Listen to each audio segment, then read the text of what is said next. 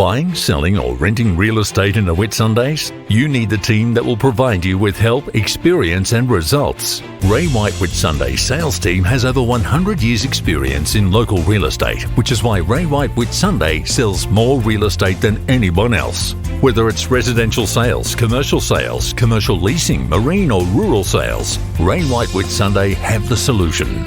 So contact Ray White Whitsunday today and get the results you deserve.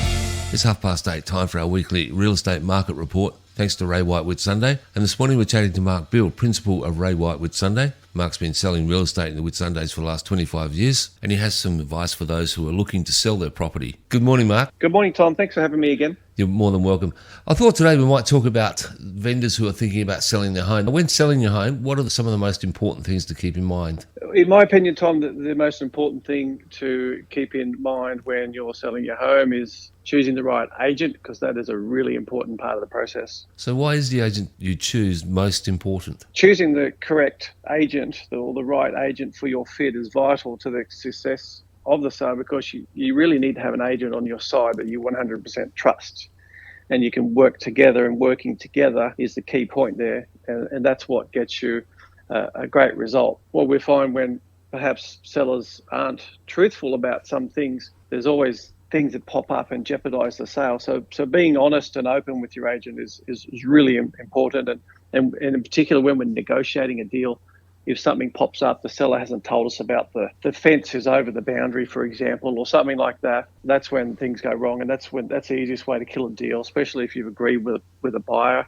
during the negotiations on something, then they find out the goalpost has been moved. So working with the agent and being open and honest and transparent with the agent is absolutely the most important thing. So what areas of expertise does the modern day salesperson have to have? That's a really good question, because that's changed a lot over in recent years. These days, it's the internet and your marketing and social media is such a really critical part of marketing your home. Putting a sign up the front and a picture in the window display used to be the old way of attracting buyers, but your agent really needs to be skilled at several key areas such as marketing. They need to understand contract law. They must have great people skills, and probably the most key ingredient, as far as I'm aware, is they need to be confident when they're negotiating with buyers, and that comes with experience. I believe when you're negotiating the sale of the property, the seller and the agent need to be on the same page and both working towards a common goal. And like I said before,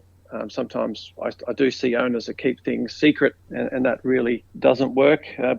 Personally, I love it when my owners are 100% and upfront with me about every part of the sale. But I get it that some sellers think that if they tell their salesperson that they'll take a minimum of $400,000, for example, their bottom price, that they think the agent just tells that to the buyers. And of course, if your agent is trustworthy and has integrity, that won't happen, and they will get the best result for you. We've actually sold a lot of property over the years for higher prices than what our owners would have accepted. And then I love to ring them and say, hey, just want to let you know we've got them more than what you wanted, and either the marketing or our fees for the sale are being covered by the buyer, and what they're getting net in the hand after everything is more than what they hope. So we've also sold a lot of property for sellers who bought through another salesperson in the past, and they told us that they won't sell through that salesperson because that salesperson gave up too easily, and they didn't make them pay. They would have paid more money for the property when they bought it, but they felt that the agent wasn't working for the seller enough. And that's why it's really important for any seller to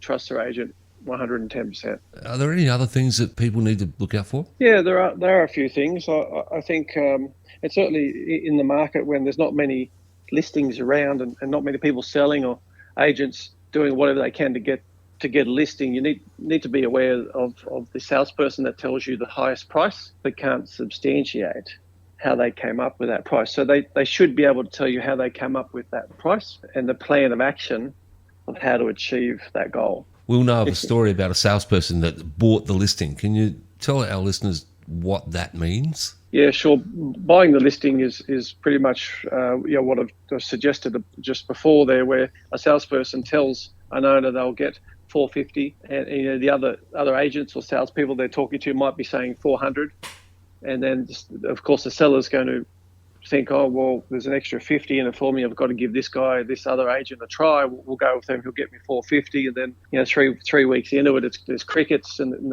there's nothing happening. There's no offers. Not many people coming through the property. The agents blaming the market and telling them, of course, that they need to reduce the price and we need to reduce it to 425. And we're probably only going to get 400. So what they've done is that means they've bought the listing and they've really under false pretenses and reduced the price down, and will probably end up with a worse result than what they would have if they had gone with the other agent, because by the time they get the price down to where it should have been, you're 3 or 4 weeks into it, the property's starting to get stale. Buyers think, why hasn't it sold? There must be something wrong with it. It must be overpriced. They must be getting desperate. We'll put a low offer in, all those sorts of things. So it's really, really important to don't go with the salesperson necessarily gives you the highest price. Your salesperson needs to believe in your house, absolutely, but they can buy the listing very easily. It's quite common these days that reputable agents will have people on their books ready to buy. How important is that? It's absolutely very important. If your agent is perhaps a less experienced